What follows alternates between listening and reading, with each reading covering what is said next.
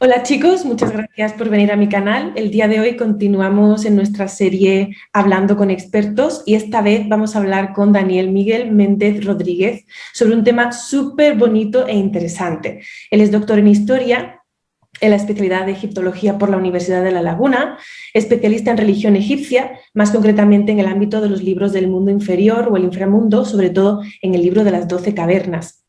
También es subdirector, coordinador de campo, arqueólogo y epigrafista del proyecto 209, que es la misión arqueológica de la Universidad de La Laguna para el estudio y restauración de la tumba tebana 209, el Luxor. Y también es epigrafista en 4 proyectos, en el proyecto Tahut, en el proyecto Yehuti, en el New Kingdom Scribes y también en la misión italo-española en la tumba de Pavasa. Muchísimas gracias por venir a mi canal y por ofrecerte a participar en esta serie, Dani. Hola Laura, bueno, muchísimas gracias a ti por invitarme. Un placer, un placer. Pues bueno, yo ya te doy a ti la voz para que nos cuentes en tu presentación, así que todo tuyo. Muchísimas gracias. Bueno, pues yo les voy a hablar sobre mi tema de investigación doctoral y postdoctoral también, pues he continuado trabajando en ello, y he titulado esta charla Descendiendo al inframundo egipcio, una introducción al libro de las 12 cavernas. Bueno, quizás de todos los libros del inframundo, del mundo inferior, el libro de las 12 cavernas es el más desconocido porque es el que tradicionalmente ha sido menos estudiado o ha sido estudiado precisamente más recientemente. Muchas veces seguramente habrán oído hablar de esa geografía mítica que compone el más allá conseguido por los egipcios, en los que había una serie de puertas, de guardianes, o había elementos de la topografía mítica como lagos, ríos, campos, islas, y en este caso nos vamos a centrar en el día de hoy en las cavernas.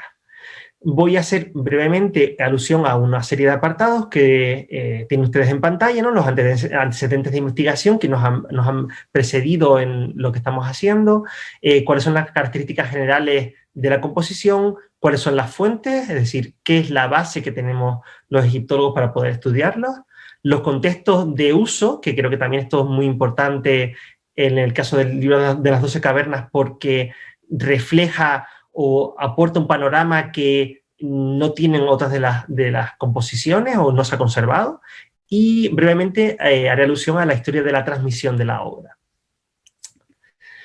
En cuanto a los antecedentes de investigación, voy a destacar brevemente dos cuestiones. Por un lado, fue Edward Nabil quien en 1886 publica esta monografía sobre el libro de los muertos. Nosotros ya en egiptología lo denominamos libro de la salida al día, y fue el primero que encontró, estudió diferentes colecciones papirológicas, una de ellas del Museo Británico, y encuentra en un papiro y publica esta composición, ¿no? Que ustedes pueden ver en un dibujo en la parte superior. Entonces no se había documentado hasta ese momento y, bueno, debido a que en el mismo documento encuentra otras recitaciones del libro de la salida al día, que él sí identifica o que se había identificado con anterioridad, entonces piensa, dice, bueno, pues si aquí hay un papiro en un mismo documento, están estos textos que son del libro de los muertos, ¿no? Del libro de la salida del día, pues este debe de ser otro más, menos frecuente, y lo vamos a considerar como tal y le vamos a dar una numeración, ¿no? Todos llevan una numeración a partir del estudio que hizo Lepsius en su momento, y en este caso ya le tocó el número 168. ¿Qué ocurre? Que este panorama, ¿no? Del libro de la salida al día, del libro de las 12 cavernas, como parte del libro de la salida al día, va a cambiar sobre todo a partir de los años 70, sobre todo de mano de dos egiptólogos, Alexander Piankov y Helen Jacquet Gordon. El primero, sobre todo, dedicó mucha parte de su vida a estudiar diferentes textos religiosos egipcios y también impulsó el estudio de los textos de los libros, de los libros del mundo inferior. Y de forma, al final de su vida, hace una pequeña aportación, no lo puede publicar, y va a ser Helen Jacquet Gordon que finaliza la publicación. Pero él ya, en comparación con otras composiciones, él sí que va a ser consciente de una cuestión fundamental, ¿no? Que, bueno, y aquí les he traducido una cita de esta obra, que en el que afirma, dice, bueno, esta composición se conoce generalmente en la literatura egiptológica como el capítulo 168 del Libro de los Muertos, pero la naturaleza del texto hace evidente que tal atribución es errónea y que este llamado capítulo es en realidad una composición independiente.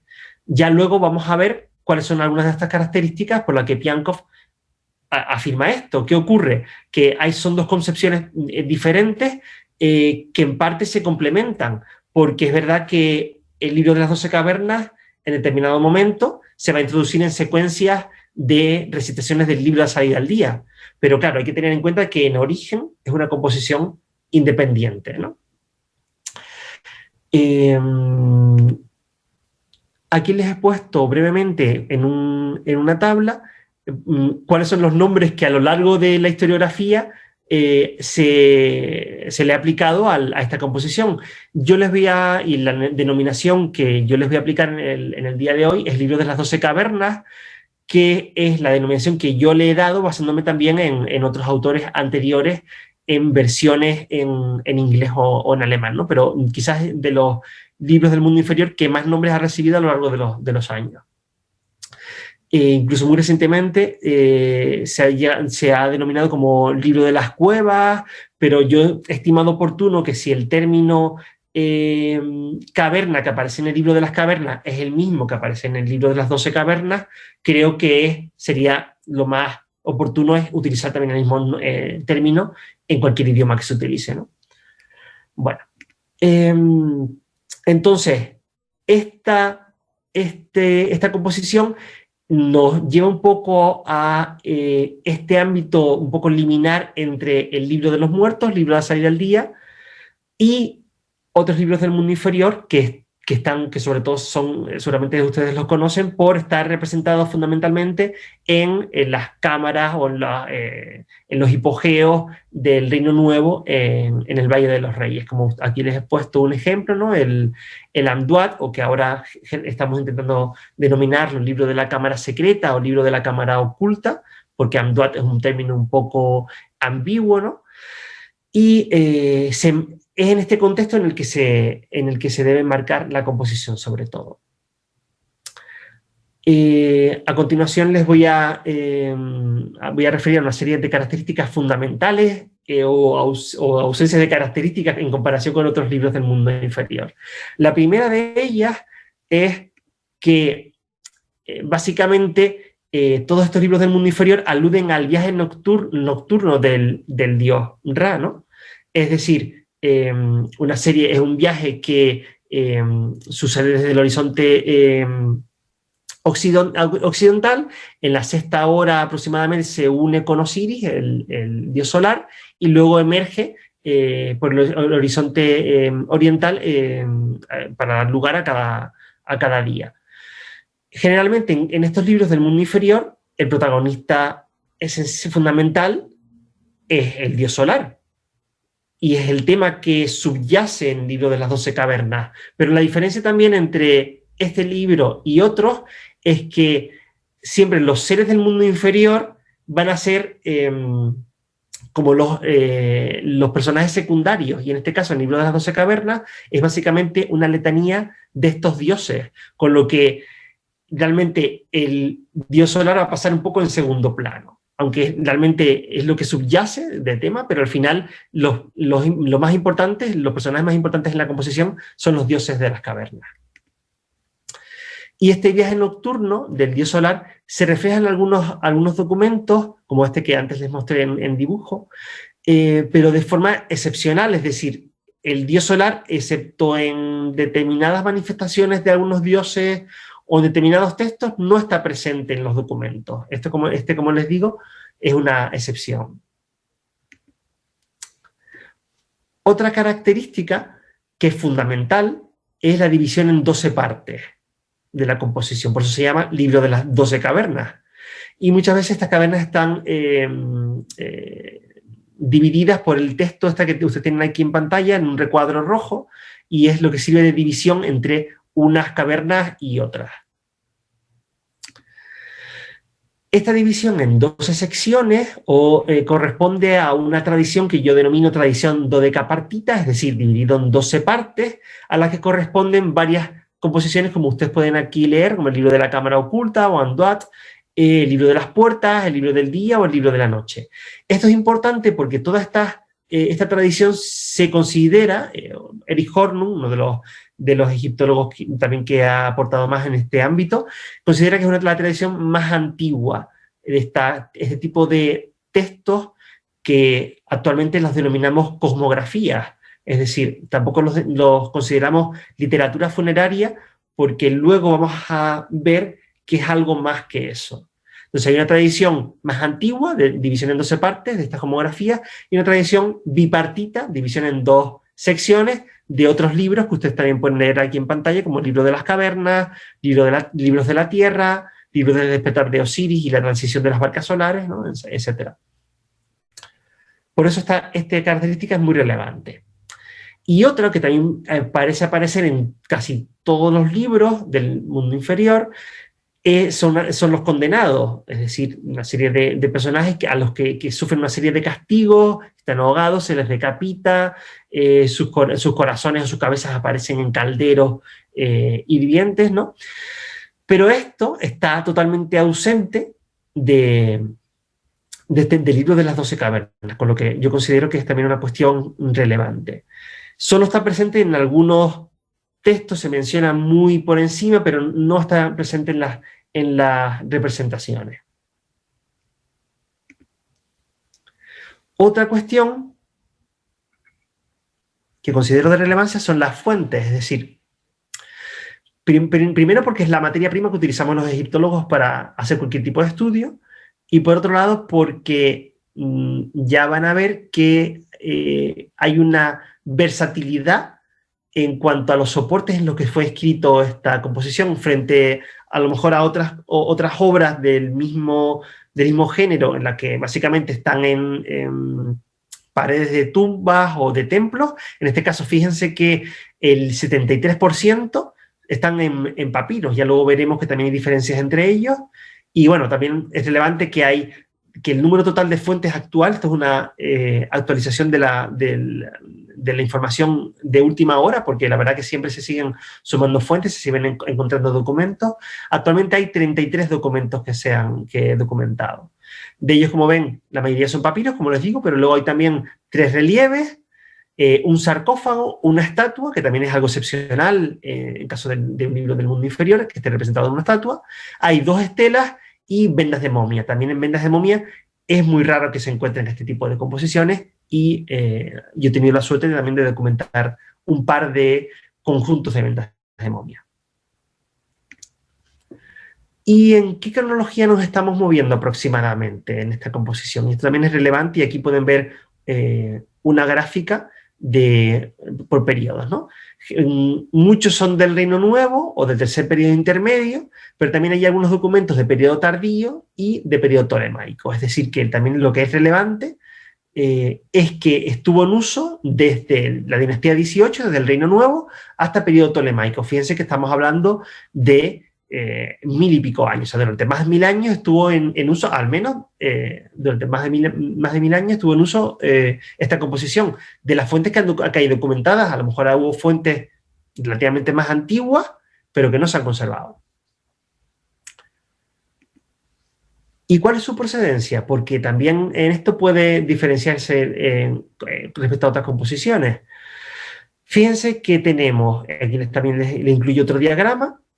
Tenemos a Tebas, ¿no? O a Set, tenemos, o sea, grandes centros teológicos de la antigüedad. Tenemos Tebas, Hermópolis, o Menfis, o Abidos, o en el caso ya también más tardíos, Dendera o Edfu.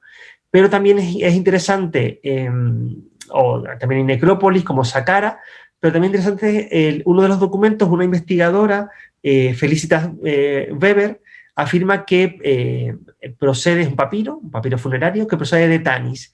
Quizás esto también es bastante relevante porque es de los pocos papiros, o creo que el único papiro documentado hasta ahora con esta procedencia, así que sería algo excepcional. esta dispersión geográfica a mí me parece bastante relevante, es decir, era bastante conocido en múltiples centros teológicos. Ya luego veremos cuál pienso yo que fue su origen, pero me parece también es algo bastante remarcable. En cuanto a las escrituras que nos encontramos, tenemos escritura jeroglífica, tanto de tradición, o escritura jeroglífica tolemaica, jeroglífica cursiva, ¿no? Escrito también en papiros, o escritura hierática, como veremos aquí en la parte derecha, dos ejemplos. Para hacer brevemente alusión a los papiros que antes les mencioné, ya luego veremos como tenemos en la parte superior derecha un papiro litúrgico, en la parte superior izquierda y en la parte inferior papiro funerario. Vemos que el estado de conservación es diferente y tienen características muy distintas, ¿no? En cuanto a la escritura, en cuanto a la policromía, en cuanto a la organización del contenido.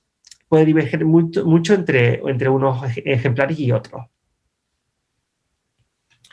La estructura de la obra, más allá de que esté dividida en 12 cavernas, debemos de concebir que cada caverna estaba compuesta por un grupo X de dioses.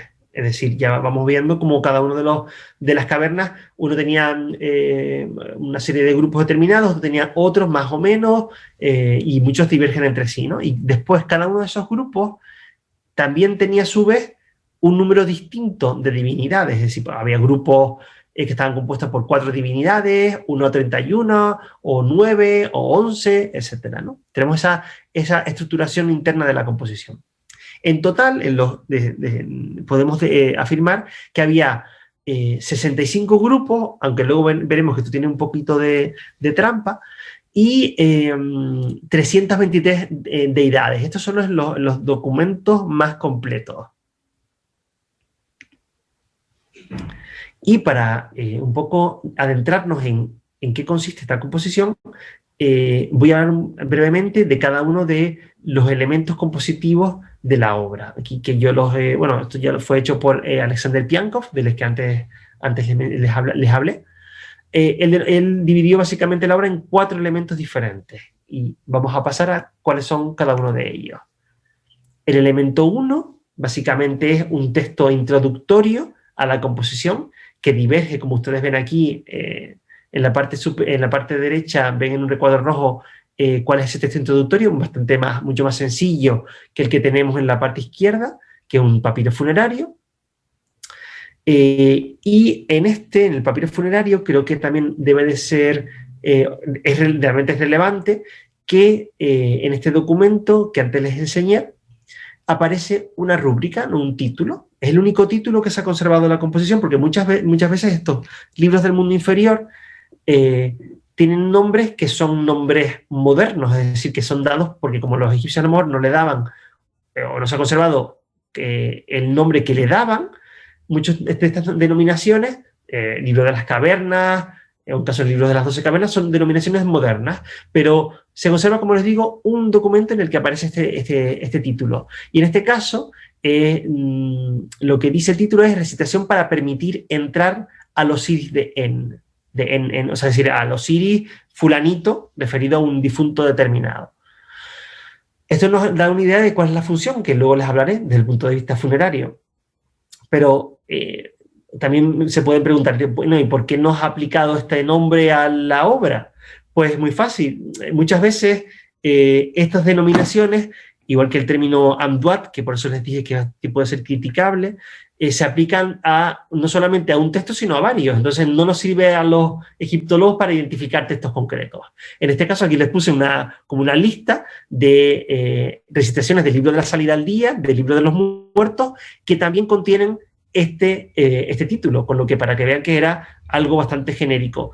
Por eso de esta función de entrar, de atravesar, ya luego veremos que puede aplicarse a otras recitaciones con la misma funcionalidad. El elemento 2 son los textos que antes veíamos que dividían a cada una de las cavernas, es decir, dice literalmente dioses de la caverna X y luego se le añade un epíteto, ¿no? Por ejemplo, aquí les he puesto varios en la parte derecha, pero por ejemplo hay una que dice, referida a la caverna, ella, ¿no? La de formas misteriosas, que corta el hálito vital, o la que cubre al cansado, es decir, a Osiris, que oculta lo que está escondido, etcétera, ¿no? Aquí pueden leer varias de estos epítetos. El elemento 3, yo también lo he subdividido en varios tipos de elementos según su contenido, ¿no? Está el elemento 3A, que básicamente son los nombres de los dioses. Como les digo, básicamente esta composición es una letanía de los nombres de los dioses de las cavernas. Y en estos nombres nos podemos encontrar a personajes conocidos, como Anubis, aunque tiene una iconografía bastante particular, a nombres bastante cortitos, que también eso, bueno, tiene una serie de implicaciones teológicas, como Ikej, o hay nombres que asocian, y eso también nos da información a estas divinidades con determinadas funciones o actividades. Aquí les puse varias de ellas, ¿no? Como los que portan presentes, aquellos que rinden homenaje, el invocador o los que adoran a Ra. Y luego hay nombres que básicamente de los dioses que hacen alusión a su manifestación física, ¿no? Una serie de atributos, cuál es el estado físico de estos seres sobrenaturales, ¿no?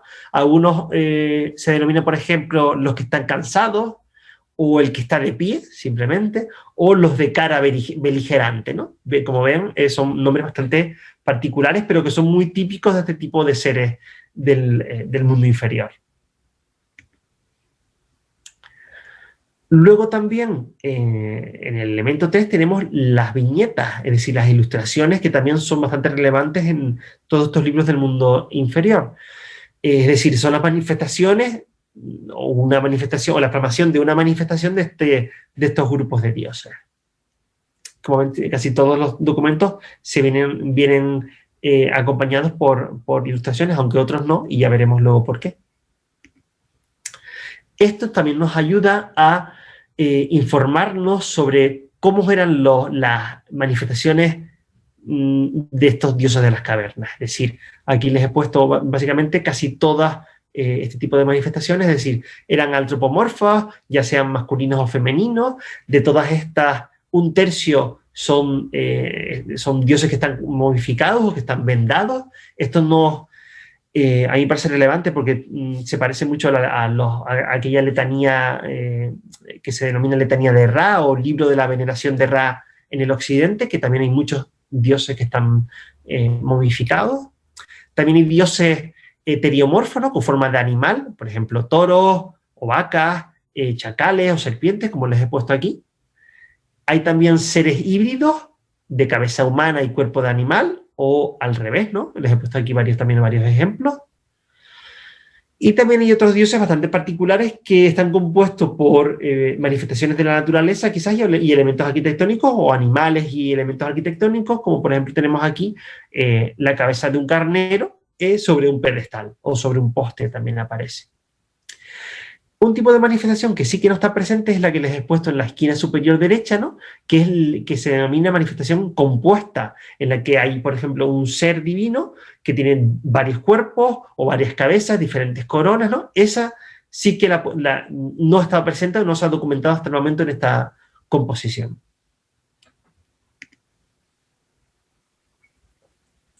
También es relevante estudiar cuál es el lenguaje gestual, ¿no? Todo este tipo de informaciones que podemos sacar de las representaciones, ¿no? O determinadas acciones.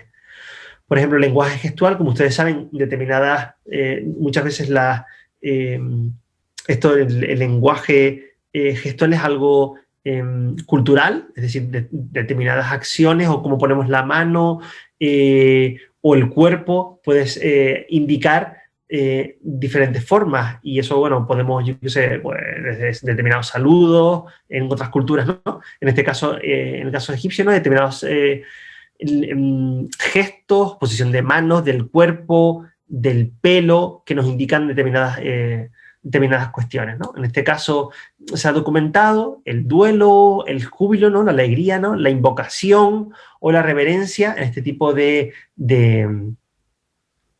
de seres divinos. O también acciones, como les pongo en la parte inferior, como realizar una libación, portar ofrendas o incluso construir, ¿no?, lo que parece como un muro o una estructura arquitectónica.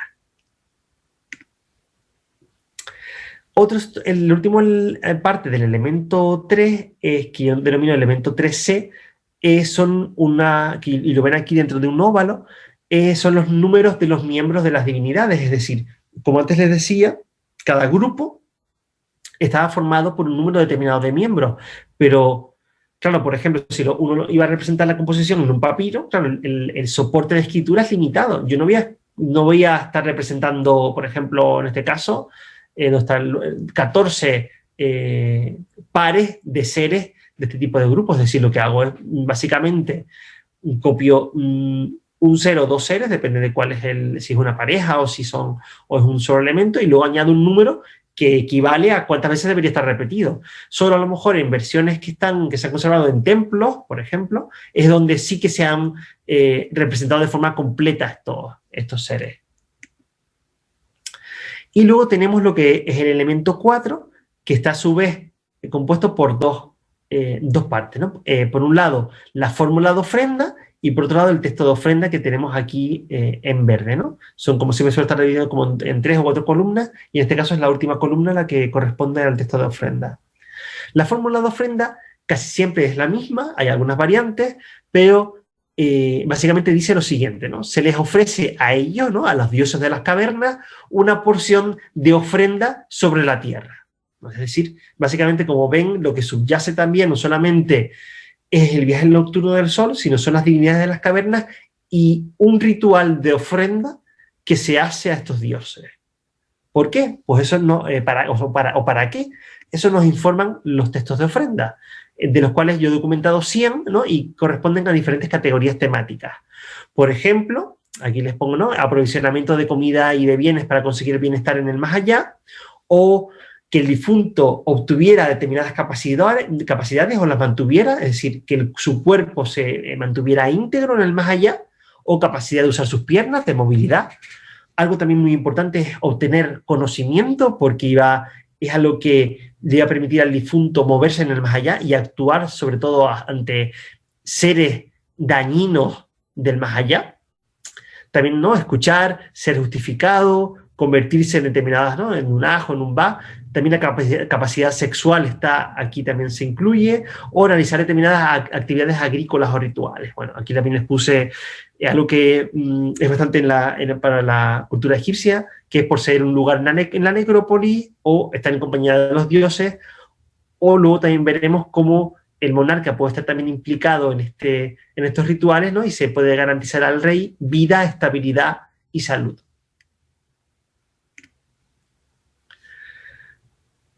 Algo importante que tenemos que tener en cuenta, y por eso antes les decía que estas composiciones se denominan ahora sobre todo cosmografías, porque básicamente lo que reflejan es la representación de lo que Jan Assmann denomina el mundo invisible, ¿no? Es una parte del mundo que nunca se ve, o que al menos los seres humanos estando vivos, los egipcios no veían. Lo que representa es esa parte del mundo inferior. Y ese conocimiento, esa especie de conjunto de nombres, de puertas, de lugares, de seres, se utilizaba para dos usos fundamentales: un uso funerario, pero también podía haber un uso, ya que es un conocimiento de un lugar del cosmos, también para determinados rituales, por ejemplo en templos, que es algo que hasta recientemente, en las últimas décadas, no se había caído en la cuenta. Es decir, como siempre estas fuentes, o casi todas las fuentes de los libros del mundo inferior, procedían de la decoración de las tumbas reales, se pensaba que su uso era básicamente funerario, pero esto no es del todo así, y ahora veremos por qué. Les voy a mostrar varias de las fuentes. Sin embargo, evidentemente, ven en esta gráfica como la mayoría de los documentos conservados son de uso funerario, y solamente 4 de ellos fueron usados en ritual en los templos. Hay que darse cuenta que evidentemente esto puede ser debido a dos factores. Por un lado, que evidentemente como uso funerario había talleres en los que se reproducía, no en masa, pero sí en cierta cantidad para múltiples propietarios que iban a usarlos, ¿no? Y frente quizás a lo mejor si iban a un ritual a utilizar en rituales de templo, no hacía falta que se reprodujese en tanto número. Y por otro lado, siempre hay que tener en cuenta que en un contexto funerario se va a conservar mejor los documentos que en un contexto de templo, porque evidentemente cuando se destruyen las bibliotecas de los templos egipcios, pues evidentemente hemos perdido toda esa documentación. Como uso funerario, ya hemos visto en anteriores diapositivas cuál era su uso, ¿no? Para obtener determinadas capacidades, etc. Pero básicamente, y también subyace a esta composición, en su uso funerario, y antes se lo mencioné en el título, ¿no? Recitación para permitir entrar al difunto, no solamente era entrar en las cavernas, sino atravesar estas cavernas. ¿Y cómo podían ser atravesadas?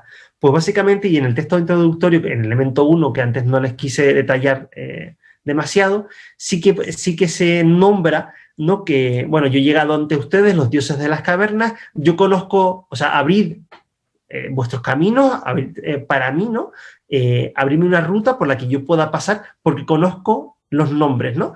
Claro, este documento, este papiro con el que se iba a enterar al difunto, contenía los nombres y las manifestaciones, así como el ritual de ofrendas que permitía al difunto no coaccionar, pero sí influir a estos dioses de las cavernas para que actuasen en su beneficio, ¿no? Y al final lo que quería, y eso se refleja en los papiros funerarios, es atravesar estas cavernas y continuar su viaje por el más allá y llegar ante Osiris, que era el objetivo fundamental, es todo deambular por estas regiones.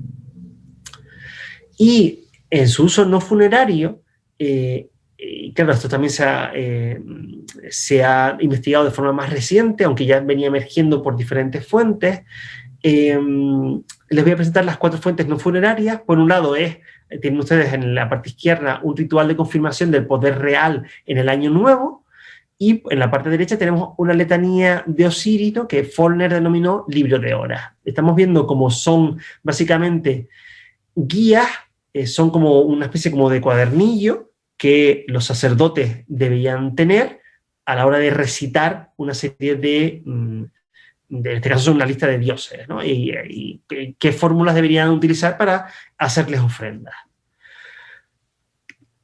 Y también se han conservado no solamente en papiros, sino en determinados templos. Y también en alguna otra tumba, pero bueno, lo que me interesa ahora es centrarme en las fuentes no funerarias. En 2 fuentes que son bastante relevantes. Por un lado, en el Osireion de Abidos, les pongo en la parte superior un par de imágenes, bueno, una imagen y una reconstrucción. Básicamente, el Osireion es una representación arquitectónica de la tumba de Osiris, en la que van a estar presentes múltiples libros cosmográficos, entre ellos, de forma desarrollada, el libro de las 12 cavernas. Se desconoce qué rituales se realizaban allí, pero evidentemente, siendo un templo dedicado a Osiris, evidentemente iba a ser uno o varios rituales asociados con Osiris. Y en la parte inferior les he puesto el templo de Hathor en Déndara, en el cual, en la terraza, si alguna vez han estado, en la parte superior hay varias capillas denominadas osirianas, porque están dedicados a una serie de ceremonias durante el mes de Hoyak, también, como les digo, vinculados con Osiris. Lo que se hacía en Hoyak básicamente era la celebración de una serie de misterios osirianos que lo que iban a representar eran el nacimiento, la muerte y la resurrección de Osiris.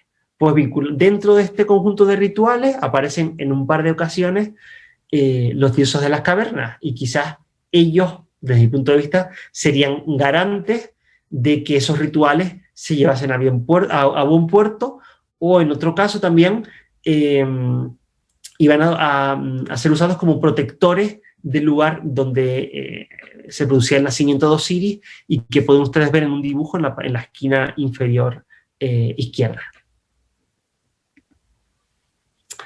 En este caso, yo les he puesto aquí de forma sintética un cuadro, ¿no? Básicamente, como ven, estos rituales básicamente son rituales osirianos o vinculados con la realeza, sobre todo en momentos de transición temporal que son relevantes. En este caso, fíjense que como son momentos del nacimiento, el renacimiento de Osiris, o en el final del Año Nuevo, que es cuando se producía este ritual de confirmación del poder real, o, por ejemplo, no se sabe muy bien en qué momento determinado, el libro de horas de Forner, ese papiro que les menciono en tercer lugar, si se realizaba una liturgia cada día, si podía ser un día específico. Como no se conserva de forma íntegra, no podemos llegar a esa información, pero quizás también parece lógico pensar que también sería en un momento determinado y concreto al que se quería acudir a los dioses de las cavernas.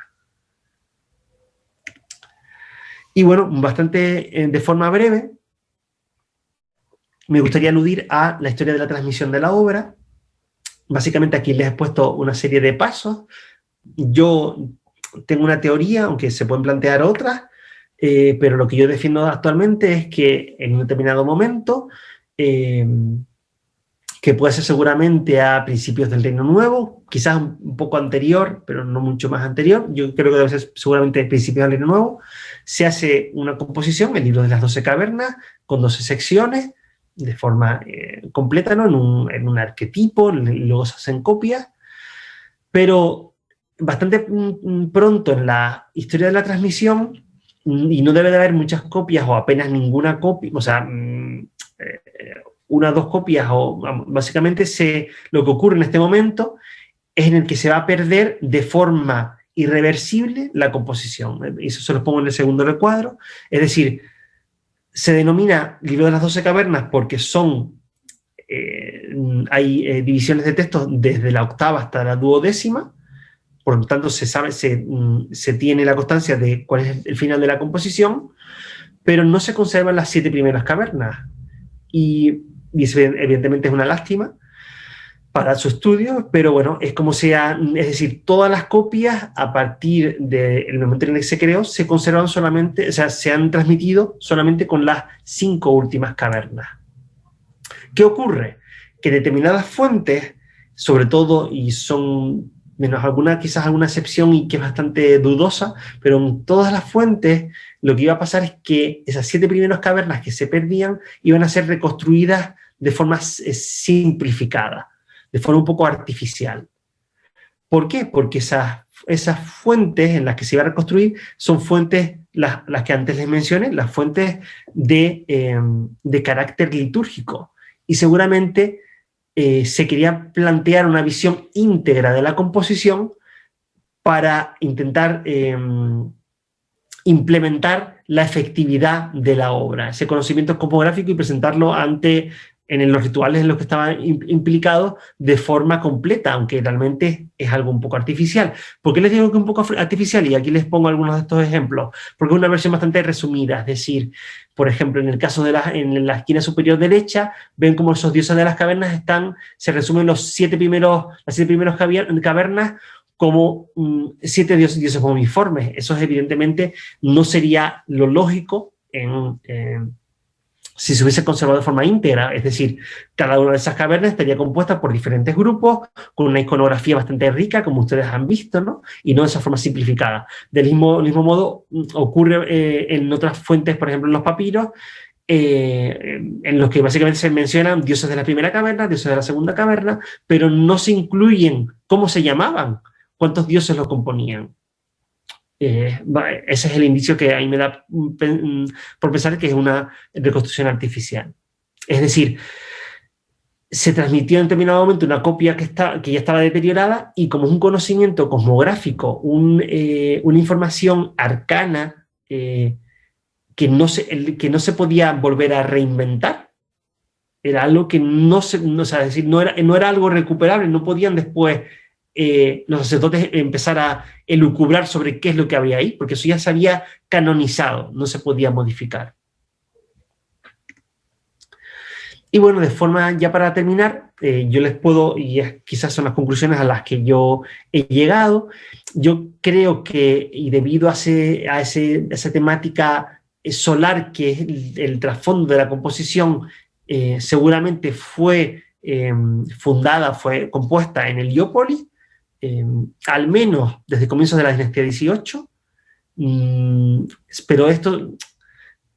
datar estos libros del mundo inferior es bastante complicado por diferentes motivos y por el lenguaje que utiliza puede ser más arcaizante de forma deliberada, con lo que es complicado muchas veces datar estos libros.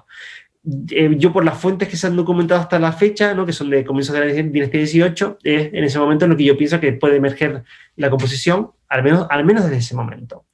Y como les digo, es un conocimiento, una información cosmográfica que es de uso restringido desde el punto de vista sacerdotal, es decir, que los sacerdotes van a aplicar a determinados contextos y que se utiliza al igual que otras cosmografías, ¿no?, en este género, ¿no?, cosmográfico, como les digo, al igual que otros libros. Por un lado, y esa es mi teoría, bueno, y otros también otros investigadores, hay un uso primero litúrgico en determinados rituales, sobre todo, y como ven, como les he dicho varias veces, hay una temática solar que está detrás, hay un uso que debe ser seguramente en cultos solares, y luego, como también les he enseñado, hay un uso también osiriano, ¿no?, o siriaco, un uso en liturgias relacionadas con el dios Osiris. Y luego, a posteriori, eso no quiere decir que de forma paralela también se produjese, ¿no?, y también de hecho se produjo, pero yo creo que primero fue un uso litúrgico y luego fue un uso funerario, es decir, la composición luego fue adaptada en una serie de elementos para su uso por individuos X, ya fueran algún rey que se ha conservado algún documento, o sobre todo por individuos de la élite egipcia, ¿no?, con diferentes funciones. Y bueno, con eso yo creo que más o menos termino mi exposición. Espero que les haya gustado y muchas gracias por su atención. Muchas gracias a ti, Dani, súper interesante. Me gustaría preguntarte algunas cosillas, si no te importa. Por ejemplo, con el tema de la cronología, ¿no? Nos comentas que los primeros ejemplos de las fuentes conservadas son de la dinastía 18, pero están en formato, sobre todo formato texto, ¿verdad? Entonces, ¿no tenemos ningún ejemplo del libro de las 12 cavernas en paredes de tumbas en el Valle de los Reyes? No. Fíjate que la fuente más antigua, y antes también lo puse en una de las diapositivas, es un papiro. Cuando hablé de los papiros, uno de los que puse en la esquina superior izquierda, mostré un papiro que es la fuente más antigua. Ese papiro es el único papiro que se ha conservado de un rey, o sea, papiro funerario de un rey en el Egipto antiguo. Estaba curiosamente dentro de una estatuilla funeraria, como luego se iba hay otros, claro, después ya sobre todo en la dinastía 21, cuando están las estatuillas de Tasso-Karo, ¿no?, es más común que están dentro de las estatuillas, pero es en este momento en el que parece surgir esta tendencia. ¿Qué ocurre? Y eso también es un problema de conservación de las fuentes, es decir, no se nos ha conservado sino ese papiro, seguramente. Bueno, yo me planteo, claro, en el caso, otro de los ajuares que sí está conservado es el de Tutankamón, pero claro, puede ser que en ese caso no se incluyera el manuscrito, pero yo creo que quizás puede ser probable que muchos otros reyes se hayan enterrado con copias del libro de las 12 cavernas en versión papiro. Claro, no fue incluido por algún tipo de razón, no se le consideró de importancia, o quizás no se le... O sea, es decir, muchas veces, y tenemos que tener en cuenta que todo el equipamiento funerario en parte componía un conocimiento para el más allá del difunto, es decir, algunos estaban en las paredes de las tumbas, otros en su sarcófago,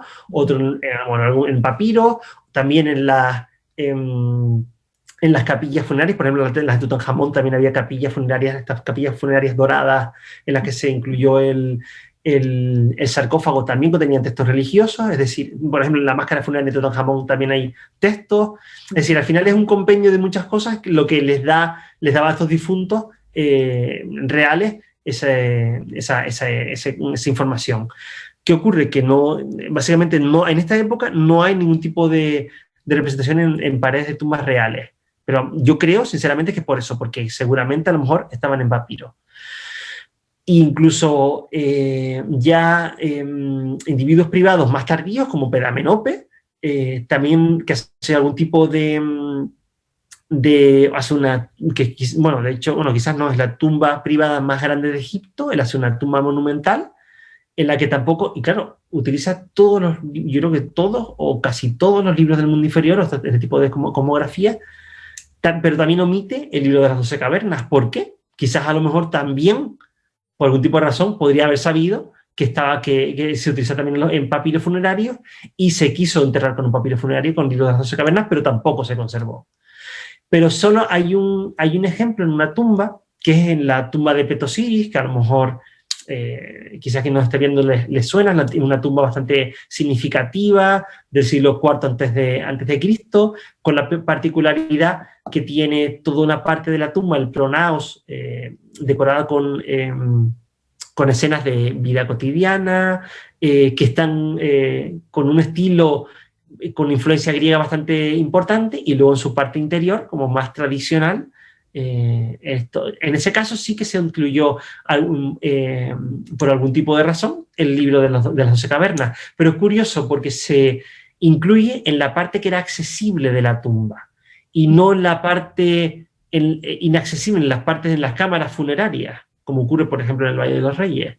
Es decir, pudo haber cambiado el uso de este tipo de composiciones para un uso no funerario sino mortuorio, es decir, quizás a lo mejor el sacerdote ritualista a lo mejor hacía también el mismo ritual de ofrenda, porque de hecho se conserva la fórmula de ofrenda, a lo mejor también hacía rituales de ofrenda ante los dioses de las cavernas para obtener determinados beneficios, pero ya en un culto mortuorio, ¿no?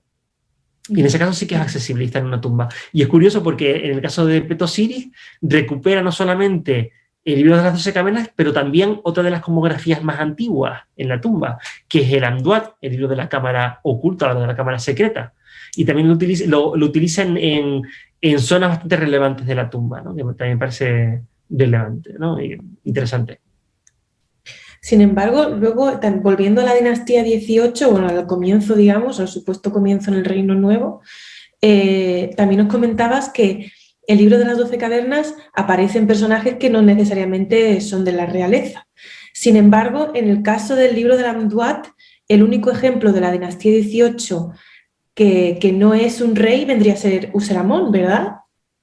Sí, sí. Eso también es algo de lo que tampoco he hablado, algo también bastante excepcional del libro de las 12 cavernas. Generalmente, y aunque hay excepciones como el caso de Useramón, estos libros, estas cosmografías, tradicionalmente en el Reino Nuevo, y muchas veces se han denominado así, ¿no? Los libros reales del inframundo, algo así, ¿no? Utilizan ese apelativo de real, relacionado con la realeza. Y sobre todo estas cosmografías se difunden a la élite social egipcia, sobre todo a partir de periodo tardío, ¿no? Pero una excepción es el libro de las 12 cavernas. Y ya otra de las, si antes te mencioné la fuente más antigua asociada al papiro supuesto papiro de Amenhotep II, la siguiente fuente más antigua, curiosamente, ya también algo excepcional en un momento en el que también está surgiendo el libro de la salida al día, el libro de los muertos, en el que hay un proceso de experimentación de los soportes, ¿no? En diferentes, que al final el que va a tener más éxito es el papiro, ¿no? Pero hay otro tipo de soportes también que se utilizan, y en este caso la segunda fuente más antigua es una estatua, que también es algo excepcional. Seguramente esta estatua corresponde, fue uno de los títulos que tenía el propietario es padre del dios de Mut, y yo creo que también estaba algún tipo, si no me equivoco, en otro de los ejemplares, no en esa fuente, pero en otras fuentes del mismo propietario, se le asociaba al a los documentos, ¿no?